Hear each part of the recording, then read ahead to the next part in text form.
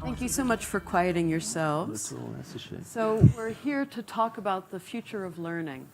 And I'm using the word learning rather than education because today we are particularly aware learning doesn't just happen in the classroom.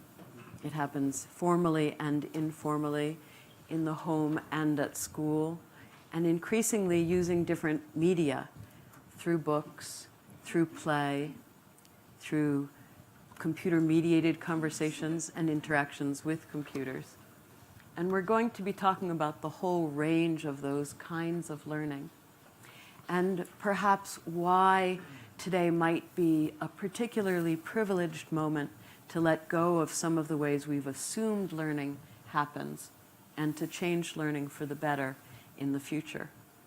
And we're lucky to have this group to discuss that topic. I can't think of a group of people I'd rather have sitting next to me to talk with you about this. And it's a panel. Each of the people seated here will give a short introduction, but we're really looking forward to involving you in the conversation.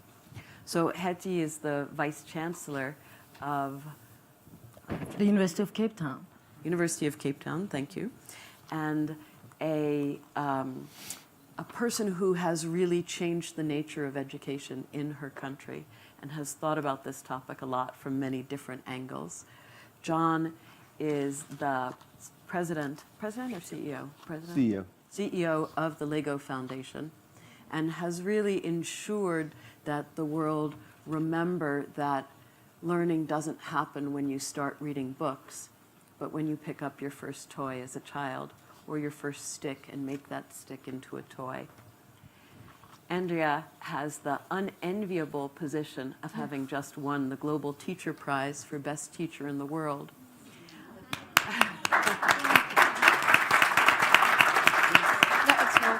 And I say it's unenviable because for anybody else that would be a huge responsibility, difficult to shoulder.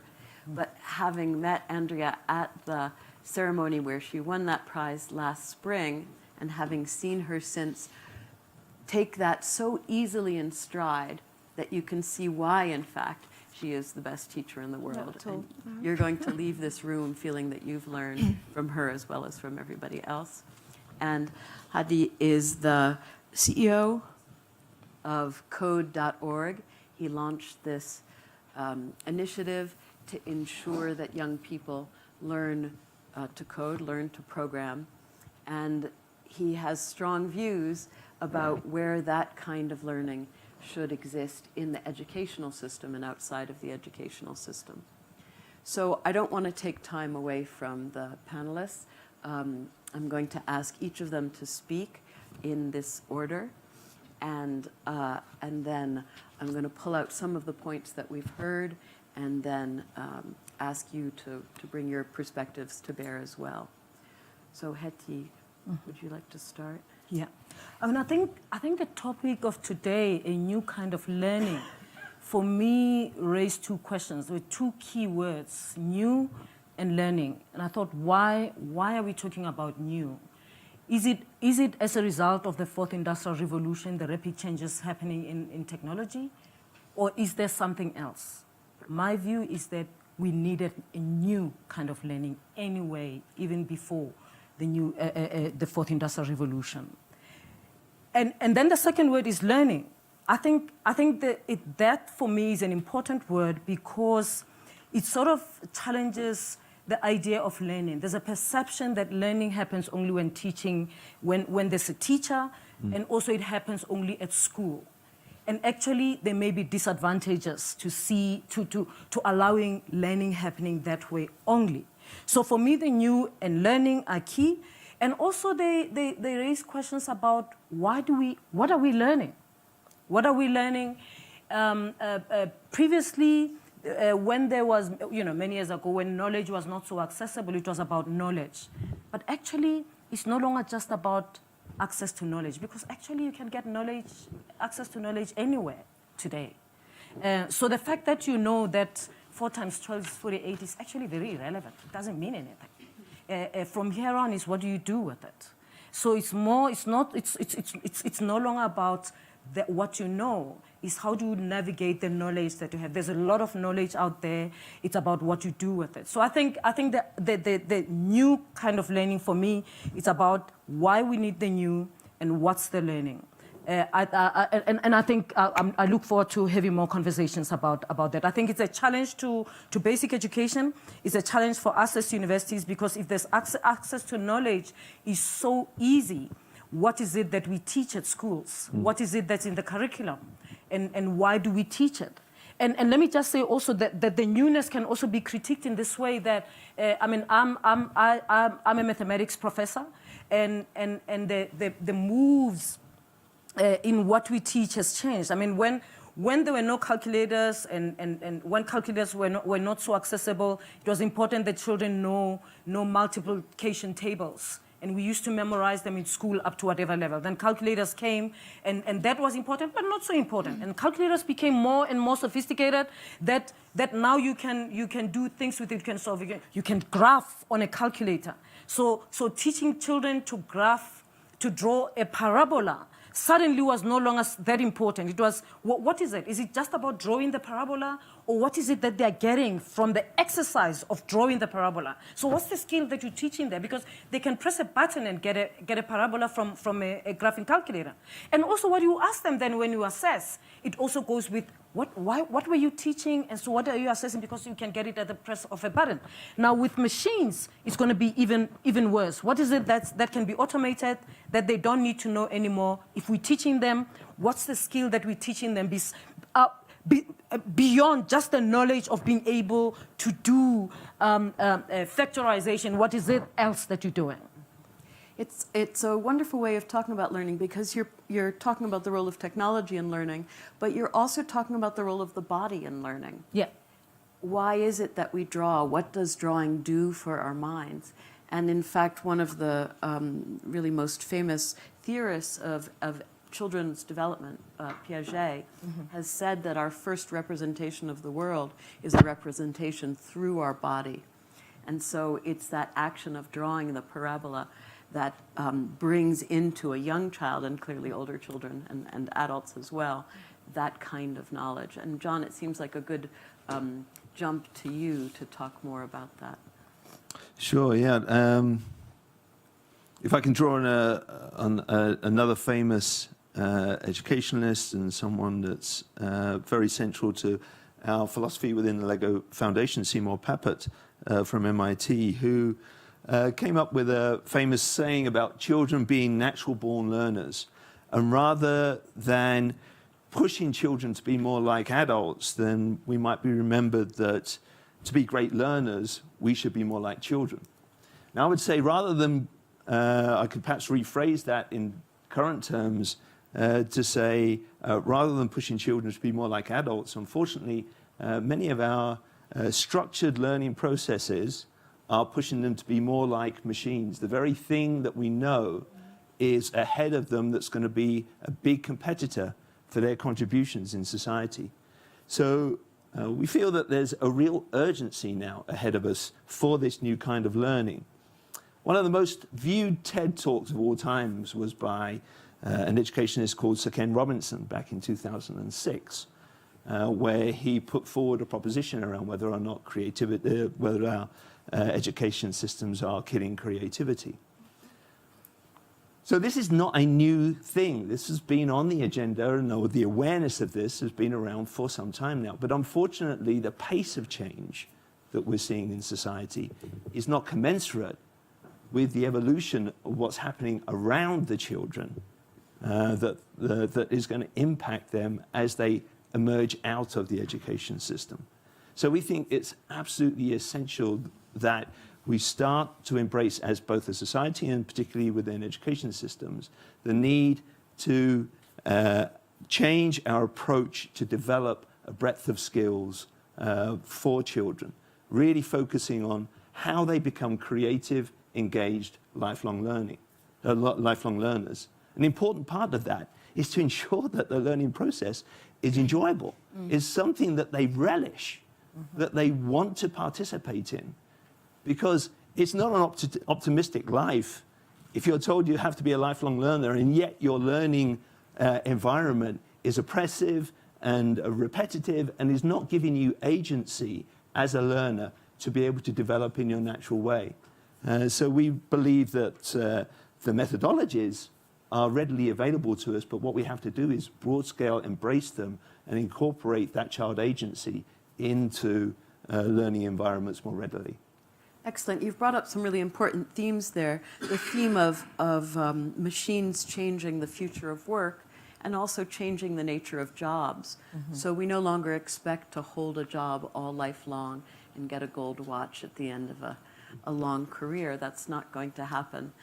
And for that reason, there's been a lot of talk about reskilling, the need to be able to reskill. But reskilling means the need to be able to continually learn, to engage in lifelong learning. And contemporaneously, at the same time as this dialogue about reskilling is going on, schools are increasingly systematically killing curiosity and teaching to the test. And you can't be a lifelong learner if you've never learned how to learn, if you've simply learned facts or skills and not the love of learning. My students and I do research on children's curiosity, and we've done a lot of ethnographies of the classroom, a lot of quantitative work as well in the classroom. And we find that even in science class, and science is such an important part of creativity, that children are really given instructions. Take the rock and smell the rock. Now write down what you smelled. And the kids roll their eyes, but they smell the rock and write it down. Now taste the rock. Good. Write down what you tasted. And that's not really a way to bring the love of learning into anybody at all. And it's certainly not a way to evoke curiosity. So those themes that you've evoked of being like a child, but we're talking about a particular kind of child who's allowed to be curious, who's allowed to explore his or her environment and use that as a way to learn. Andrea, this is something that you've used in your own teaching. That's right. Good morning, everyone. I mean, it's quite fantastic. So if I was to ask any of you in this room, what was your favourite classroom lesson? And why was it your favourite classroom lesson? I have no doubt that you would say to me, it was when this teacher took us on a trip, or we went out and we went into the environment and then they did something completely different, and I was with my friends and we were investigating and I fell down and we had fun and we laughed. And I think that's what your memory has completely remembered, and that's how you have learnt your favourite lesson. And that's when the environment was creative, when the opportunity for the teacher and to be stimulated and to enable creativity to happen. In my experience in schools, and my job is to be a teacher, but actually it's, a job is what you have to do. I love doing what I do. And what I know and what I've seen is that when we have teachers who have got the opportunity to be creative, to think outside of the box, and that's quite risque, especially considering the amounts of pressures that we have as teachers in our curriculums at the moment. But when you have those moments, the children will blow your mind. Their outcomes will blow you away because they are given the chance and the opportunity to grow, to experiment, to challenge themselves, to fail.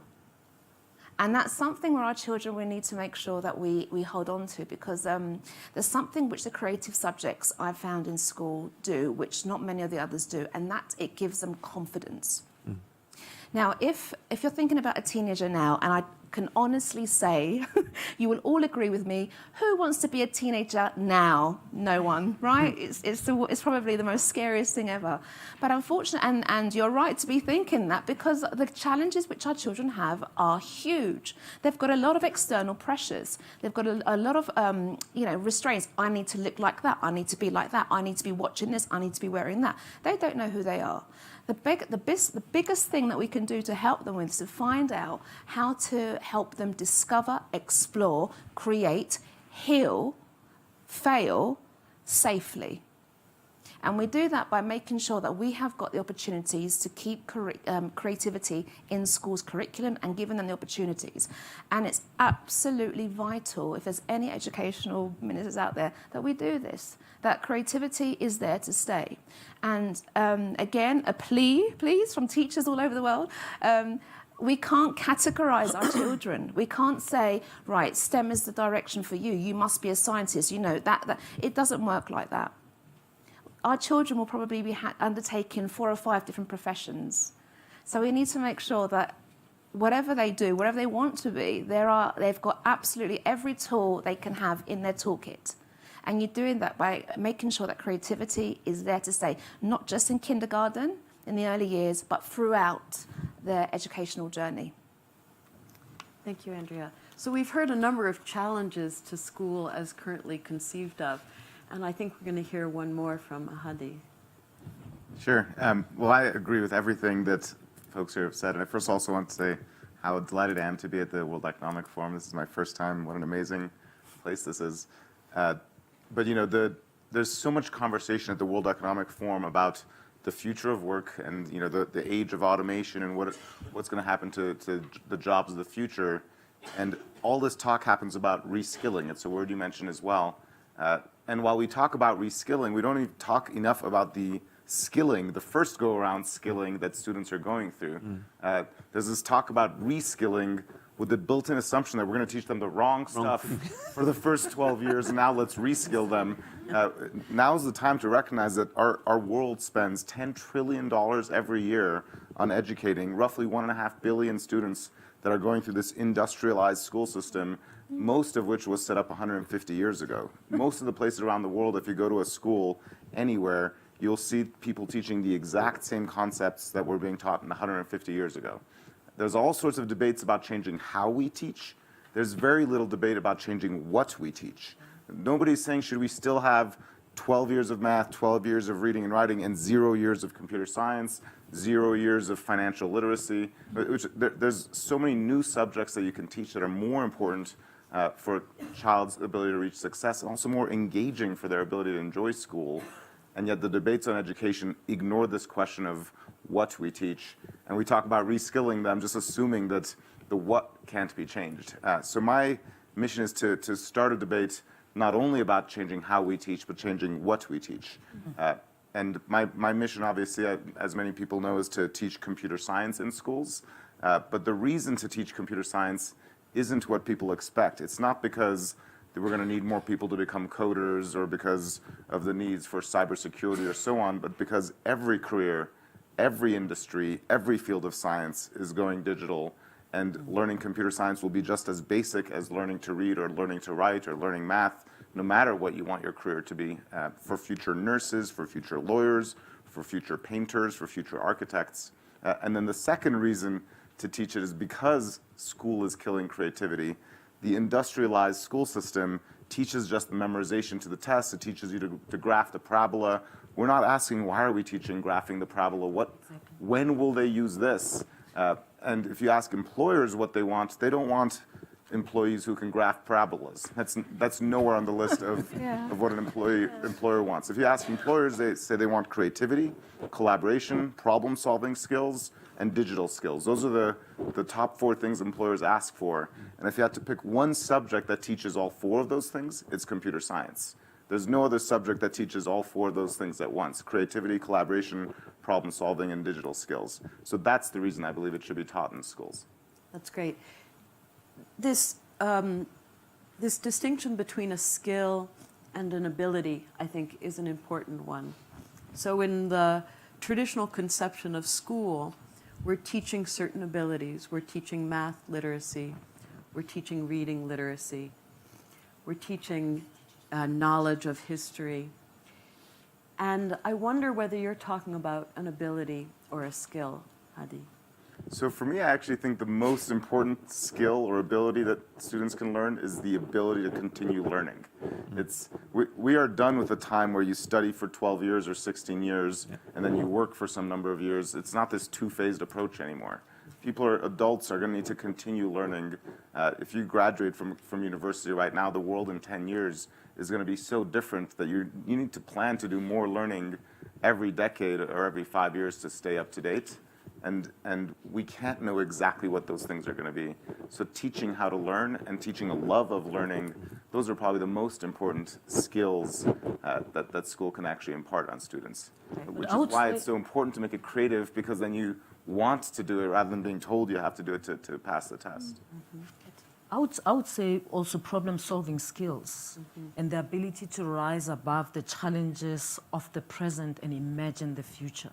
Whether those challenges of the present are political or technological, I think it's important. I mean, I think the rapid changes that are happening in the world will demand that from our young people, even from adults. I mean, and let me go back to mathematics and say, you know, people keep saying, I was listening to someone, I don't know, someone saying, well, STEM is going to remain important, so mathematics is going to remain important. And I say, yes, but what mathematics? Exactly, which parts? What mathematics? There's some mathematics that it's seen as valuable, but it's not going to be important anymore because, in fact, you know, we're going to have machines that do that for us. And so it's going to demand of us to describe what mathematics content going to teach, but then why do you teach it? Because it's going to have to equip you for something else. And here's an exercise that I played with my students many years ago before machine learning. You know, students had this view that mathematics, you've got to memorize these formulas, you've got to whatever, and you can copy. They used to want to copy, and one day I said to them, we're going to have a test. It's going to be an open book test. You can bring anything. We normally write 1 hour test. This time you have the whole 2 hours. And I set 10 problems. And I put them in the class after school. And they were amazed. Like, they thought I'm the most generous teacher they've ever seen. None of their math teachers had ever allowed them to bring books, textbooks. I said, whatever you want, you bring. And they sat there, problem number 1. The book wasn't helpful. Because it required them, it didn't require them just to you know, it wasn't a cut and paste of the problem in the textbook. They needed to think more. The guide would, if they knew what they were doing, the book would have been helpful, right? Because they would know which formula and why does it work in this context and not that one, and so on and so forth. And you make applied problems, they apply what they learned in a situation. And suddenly it was difficult. And it was just to make them move from the perception that you've got to memorize some facts, and that's knowledge, and that's going to get you somewhere. Right. And I think we're going to think about what we teach, what maths, and also why, and then how. I think all of those questions are important.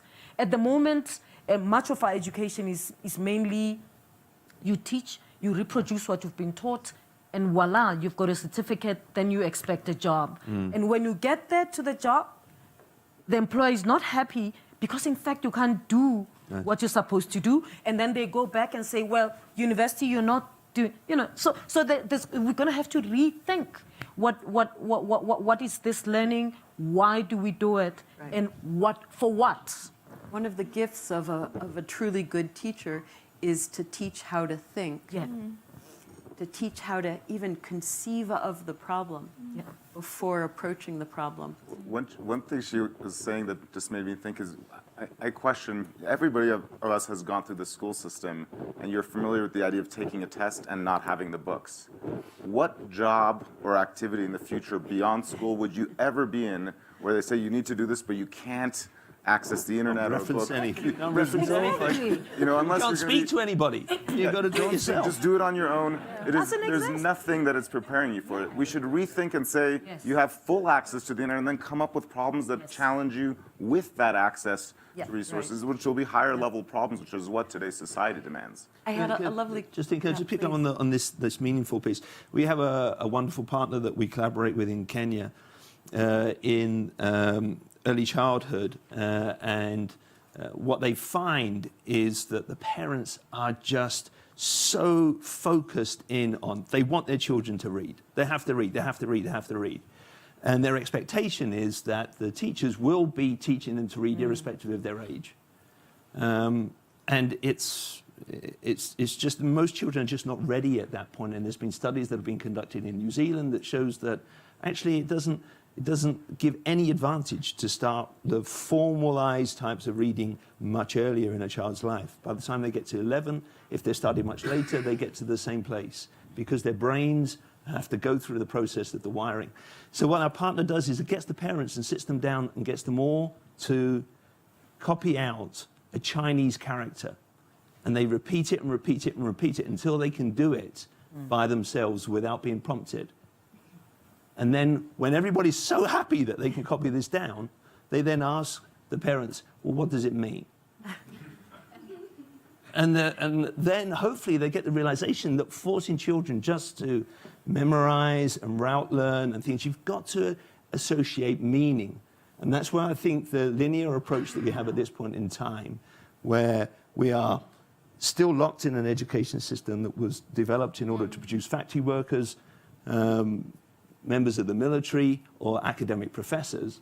Instead, we've got a world now where we can create meaning through the subjects by using technology to illustrate how the things that we're learning, the subjects that we're learning, have relevance in the world. And meaning is such an important part of the education system that we need to focus on. Right, and in a lot of schools in the US today, we're seeing something that we call the 5th grade cliff.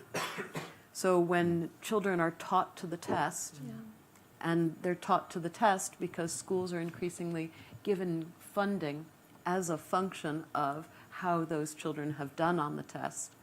If you teach to the test, then you're not teaching for meaning.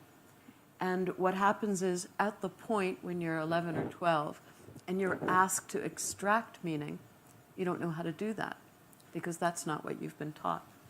And there's no reason to start that way either.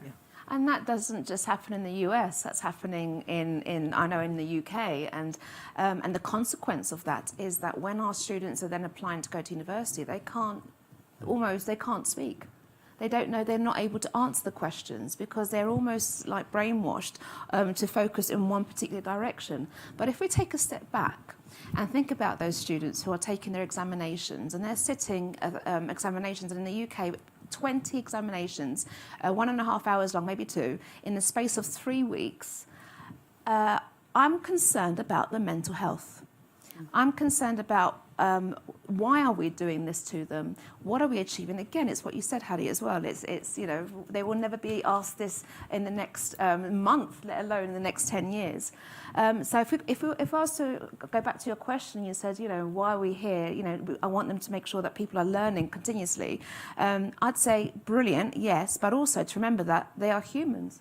And we need to make sure they are learning the human skills as well, what they are. Our children are fluent in digital technology. This is their language now. They will teach you, not the other way around. But what they may forget is what it's like to be a human, and what it's like to connect with another individual, what it's like to have empathy, what it's like to make sure that you care, kindness, fear.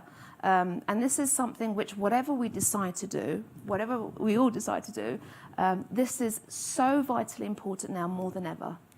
Yep, I agree. What we sometimes call SEL, socio-emotional learning, is such an important part of learning to learn, an important part of being a citizen of the world today. It's always been important, but it can be left out inadvertently of the educational system, or even the informal learning system, even how parents teach their children.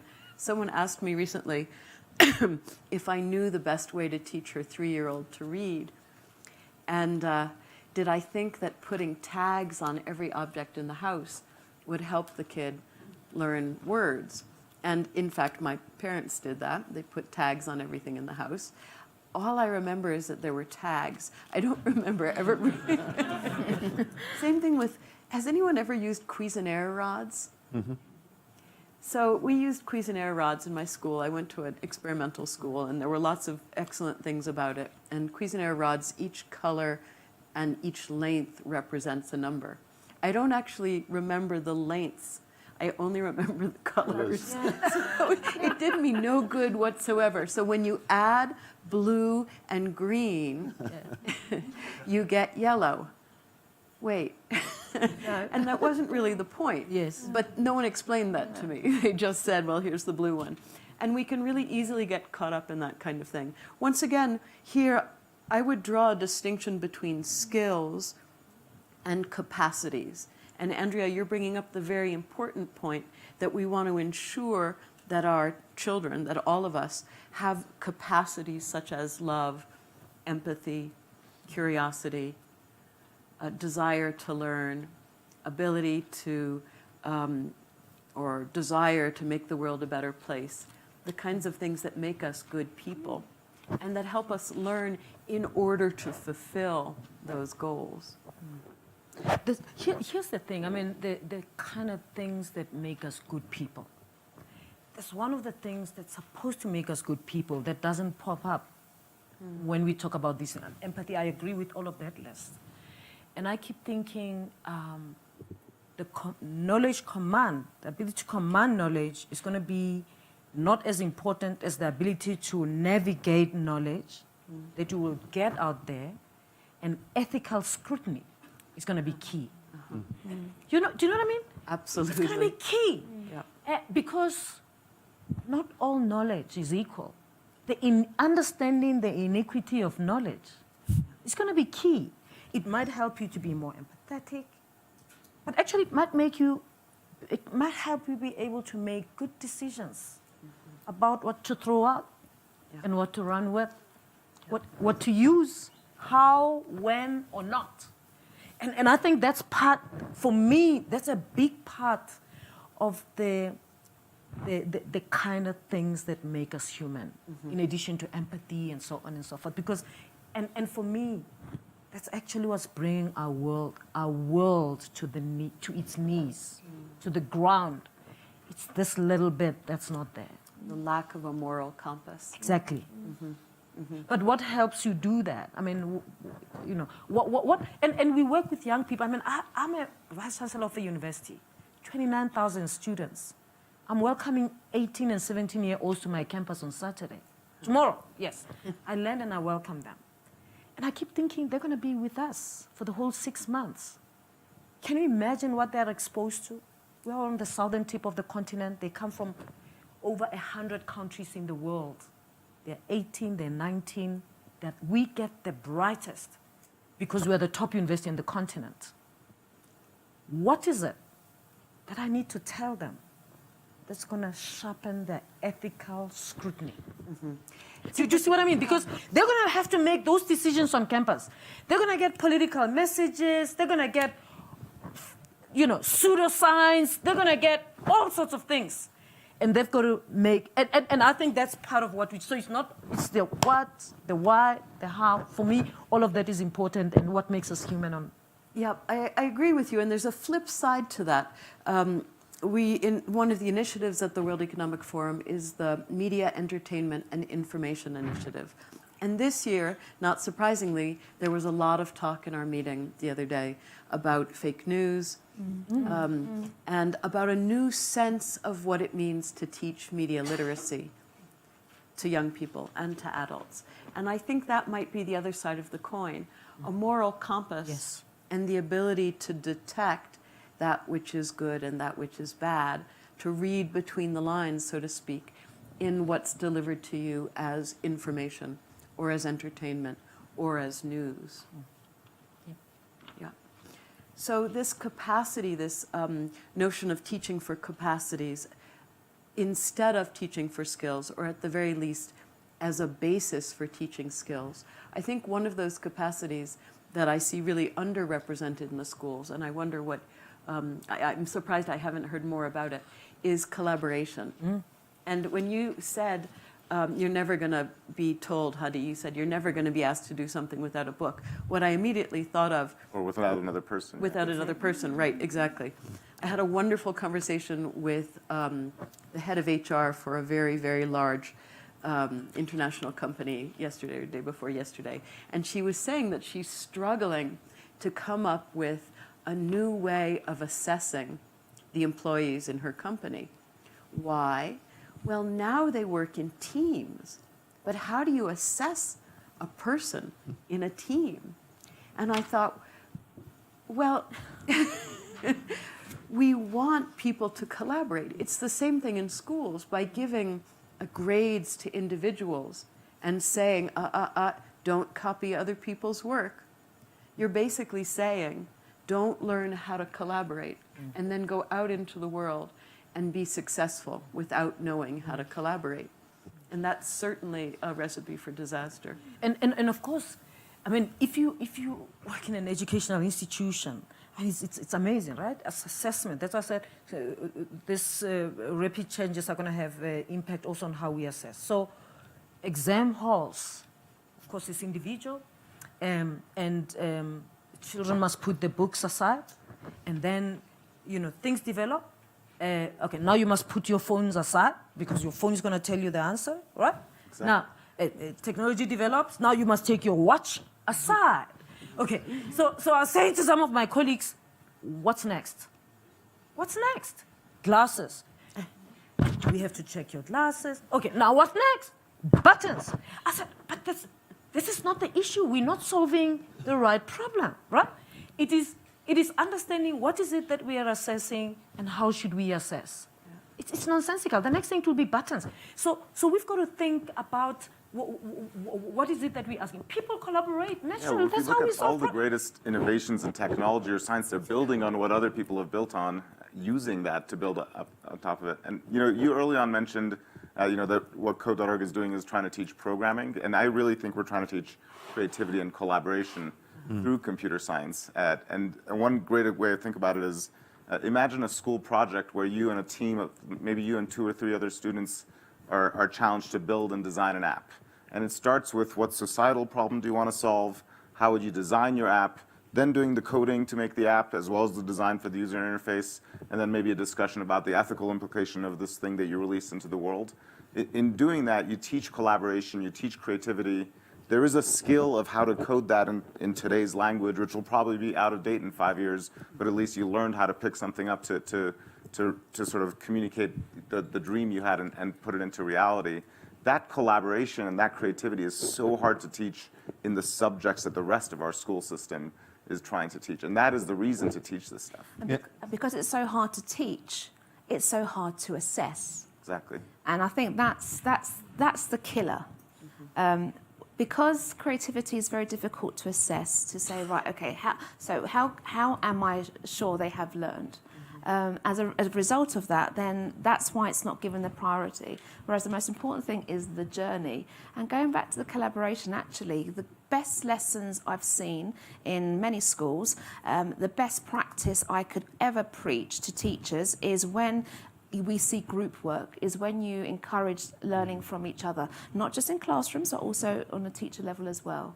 But again, it's if we're going back to a testing phase and we're testing by ourselves and as an individual I'm being assessed, that's when that value is broken down ever so slightly. Yep, John, I'd like to hear your thoughts. Yeah, just building on Andrea's point, I think this teaching to the test is a real challenge. And what we've learned here this week is a lot of really interesting interventions through machine learning and artificial intelligence with regards to hiring and recruiting, and their ability to do a lot of pre-screening for individuals, and that pre-screening almost excludes their academic work, has no reference to it at all. And yet this obsession we have with testing and testing and testing is based on a paradigm that this will ultimately lead to a grade on a piece of paper that will entitle you to a job. And the children of today just will not emerge into that world. So that contract is broken now. So we have to start adjusting our methodologies to assess and not look at single point grades based on individual capabilities. And when I speak to ministers of education about this, they feel that I'm some sort of woolly, crazy individual just alone. talking about learning. You're not learning through alone. play. You're not alone. That learning through play doesn't invoke grit and determination. Oh, well, the world's not nice. And you've got to really ensure that children understand that. And it's like, this is craziness. If you've seen the passion that is generated in children when they're given a real world problem and are grouped together. We run a program called First Lego League, where they're given these real world problems, they use coding, they use robotics in order to get that solution. And the passion and energy that's generated through those children doing that. And through the research, it shows there's a dramatic increase in those children's problem solving skills and a dramatic increase in their collaboration. So the research is rich, and we need to start making the change soon. And I want to make sure that, that all of these points, which are all important, but which can lead us in so many different directions, if I asked each of you for one best practice, one thing you'd want to put in place to improve learning, young people, let's say, as well as adults, to improve learning for the future. Hadi, can I start with you? Is there one best practice, one thing? Teach computer science.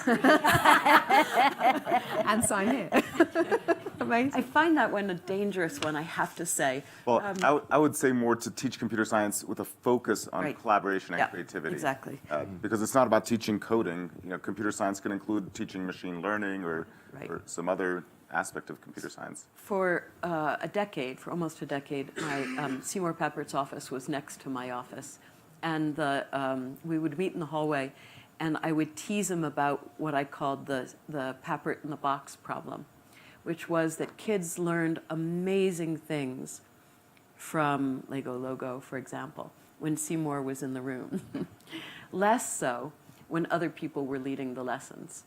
And this was a problem he had had for decades. In fact, his funding was cut in the 70s initially by the Defense Department because he couldn't assess what children were learning. And so when you say teach computer science, when I say that sounds dangerous to me, not because I disagree that teaching computer science can be very important, but it depends how it's taught. How it's taught and why it's taught. Right. Yeah. Andrea, I'm going to come this way. I think for me it's just quite simple. To value creativity, not just at the beginning of someone's life, but all the way through. Yeah, that's great. Yeah, John. Yeah, I would implement learning through play in all forums for children from 0 to 11 to provide them with the foundations of skills. Great. Foundations of skills. Can you explain that a little bit? Yeah, to enable them to have the developmental opportunities so that as they're going through that critical neurological evolution that takes place during that phase, that we're really focusing on the critical skills like problem solving, critical thinking, creativity, and enabling those pathways and connectivity such that then as they get older, they can supplement that with knowledge and therefore have a really rich understanding of how to impact the world in the future. That's wonderful. Thanks, Hetty. At UCT, we have a system of giving students credits for co-curricular activities that they do. These are, of course, optional. A student might choose to be part of a community engagement program that we run in the university. We've got formal programs, and they sign up and they do particular activities. They log, there's criteria, they log activities, and at the end of the semester, they'll be graded whether that's a gold, silver, or bronze, and it goes onto their transcript. And the skills that they learn through that teamwork, collaboration, problem solving, or whatever. And sometimes they may be serving on the Students' Representative Council or on, they're in residences. It may be that they're running the Resident Students' Council and stuff like that. We developed this system to give students credits for this because we believe that through these activities that are on our campus, they learn certain skills that they wouldn't have learned if they didn't get involved. And they have a choice. Some choose not to participate in those and go only for the formal modules, and that's okay. But if you go to the other side, we're saying you also have to be recognized for that, and we will put that on the transcript. We have a way of assessing, we put that on the transcript, and the employer can see the additional skills that you've learned. So we have a little time for your participation in this, and I'd ask you either for a best practice that you hope to see in the future of learning, or for a question of one of the panelists.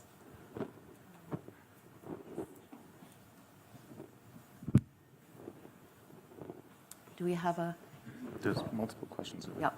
So let's start over here. I saw a hand at the end of this row. Hi, Mark Vernooy, Think School of Creative Leadership. I think we always say that we learn through experience. As a matter of fact, we don't. We learn through reflecting on experience. Yeah. And I had a colleague who at a certain point went straight through the ranks in the company I worked in, and at a speed I didn't understand and was unprecedented. And I called him up, I said, "What did you do?" And he didn't really quite understand. And I had to ask it a couple of different ways, and at a certain point he learned that every day, at the end of the day, he sent himself a voicemail with what he learned, and he listened to it the next day. So when we talk about lifelong learning and reflection, it can be that practical. That's a lovely point. Thank you very much. Yeah.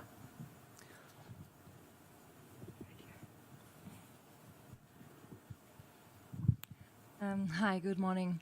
I was listening to Ati talk so passionate about computer science. I'm from the design field, so I've been working in design for the last 20 years, and I'm really surprised that we are not teaching design to children, because design is one of the most human-centered disciplines we have. It's about problem solving, it's about sustainability, it's about collaboration, it's about rethinking, and it's about combining intelligent and academic thinking with reality and with pragmatical aspects of our days. It's extremely flexible, so it's able to answer when the context change very rapidly. So I really think then that's also one of my quests. This is part of the question of we need as a society to question what we teach and why. Design should People be think we don't teach art because there's not enough jobs for artists, and that's true if you define artists in this very minuscule kind of way. Except when you think anybody who's creating an app in this tech field that is struggling to hire people, they need artists. Anybody who's in the entertainment if you look field. carefully into design, you see the combination of elements that we have in this discipline, from cultural to ethics, social to sustainable to materials to engineer. So everything is here. So Thank it's you. really, Yeah. and there is another thing which is I'm going to go to someone else and then come back. That notion of teaching design, I think, is something that we may see in the near future because there's so much more of a focus on design thinking. Thinking, absolutely. Yep. And how, yep. Hello. I run a research center focused on the future of education, and I feel that one of the biggest challenges is change management. My question is how to re-educate the educators. Yeah. Andrea, let's start with you. You do a fair amount of that. Of change management. Yes. Well, again, it's what Hattie said, is that to bring the long life of learning as a teacher. That's my, this is it. I've come to Davos for one reason only, to learn, and again, it's investing in teachers. And I'm sorry, I'm talking about the teacher profession, but this is my world. I don't think that teachers, they finish and they are ready and ripe to enter the classroom the moment they get their qualification. It's the ongoing investment and quality development of teachers throughout their entire career and beyond that needs to be absolutely recognised. And taking my school practice into account, that's where things have transformed the learning of our students and of our teachers, and how we've had exceptional results through the years. Can I go to your design question? So in the UK system, art and design are connected in a very rich way. However, design technology now, we are struggling to find teachers to put in classrooms. And I'm devastated because it's one of the most fulfilling, enriching qualifications, not just to teach, but to watch students learn, because they are learning about the industrial processes and, again, the future of the workplace. And this subject is so rich, and I'm completely with you with that one. Can I? I mean, I think that's a very important question you asked, right? My view, and I'm an educator, is that what we really teach is ourselves. I teach myself. I mean, I told you I am Vice Chancellor of the university. And this is shocking to people in my position and in my country. If you Google me, you'll see that I'm regarded as controversial. But that's simply because I'm just being me. And I believe that what we do as educators is we teach ourselves. So if we're going to have a proper capacity development program for teachers, it's not to just say, do this. It's about who they are becoming. And I would focus on a teacher education program that works on who they become.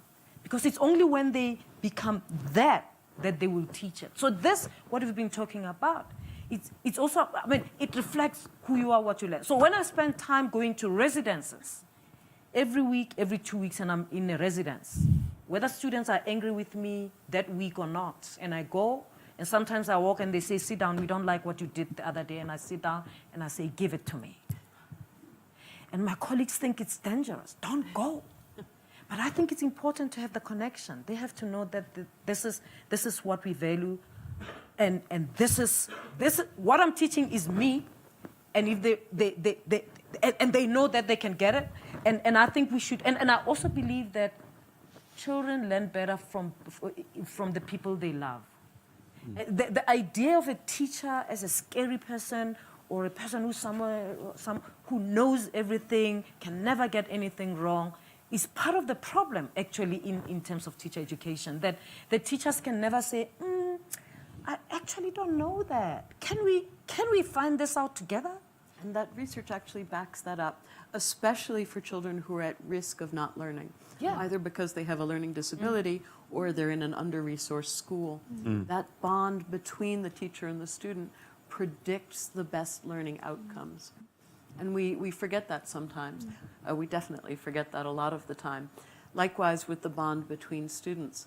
I've been working on technology that can be used to tutor students, but rather than being the teacher, the technology is another student who learns with the child and creates a bond with the child around learning together, around collaborating. And it's successful because of the heart bond that it creates before any of the collaborative learning takes place. Other points? Yeah. I have a question. Is there, like how we have the World Economic Forum, is there some sort of forum or something similar where you have best practices? So you have the Montessori with the Waldorf and the Reggio, and I'm not familiar, but with all the other types of education where everyone gathers together with the coding and the Lego, and where you have a yearly discussion of... That's a really great question. One of the things I noticed looking at the guest list here is there's only one education minister at the World Economic Forum. And one of the reasons for that, and I actually had a challenge with this, literally at the exact same time this week, there's something called the Education World Forum happening in London, where 100 ministers of education are meeting to talk about the future of education. And there's this total mismatch. I know, where are the teachers, right? Yeah, exactly. Yeah, Right. fascinating, Actually, isn't it? In the spring, the Varkey Foundation runs the Global Economic Skills Forum, and a lot of ministers of education come, but also hundreds and hundreds of teachers come. Yeah. And that mixture of those two groups of people is magic. It's great. Yeah, one more question. Yep. Very nice. And for us parents, I would like to just ask, what do you do today? I mean, this is what you've talked about is all in the coming future. Now, what do you do when you have teenagers who come and ask you, why do I have to learn this by heart? You learned it because you didn't have internet. If I need to know geography and all the names of all these seas, and I just click on a button and I have it. Why do I have to learn it by heart? Exactly. And not only in geography. I mean, I'm just taking an example. How do you answer that teenager who wants to learn but finds it really stupid? Sorry. Hence the school. But I would say, I mean, that for the child, try for your teenager, talk to them about their learning, their approach, and try to stimulate their passion for the learning process. I understand in the pressure of the test and the absorption, it's really challenging. But children are fantastic agents of change as well. Youth are fantastic agents of change. And we have seen many examples actually here in the World Economic Forum of teenagers being the catalysts that enable the reform that is required in society. So I would encourage them to use their voice. They do. Like in history, they were great. supposed to learn something about a city, and they entered into politics. But the teacher said, we're not teaching you politics today, we have to learn history. And he said, yeah, but politics today is linked to history before, so why don't you add it to it? And the teachers, unfortunately, are unable to do that. I think that what John says about change and young people being agents of change is very important.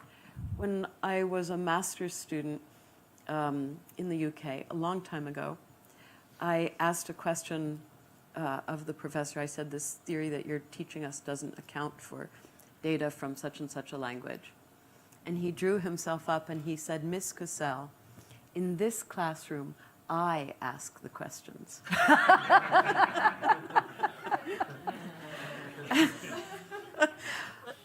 I couldn't ask a question for the rest of the class because my jaw had dropped so low. We've come a long way since then. But as you've heard today, we have a long way to go. But I think the things that we've discussed here really are important for us as individuals, as managers, as employees, as parents, as teachers, and as students. And I really want to thank you because you've made this conversation a lot deeper than it could have been. You've really gone to the important points. You've gone to the essential. And in the same way, a lot of what we've talked about is about capacity. What underlies the individual courses that we take, the individual skills we want students to learn? What are those capacities, those abilities, those goals? And you've really outlined that. You've really pushed us towards that, that conversation in a very strong way that will work equally well in different situations for different ages and in different countries. So thank you, and thank you all very much.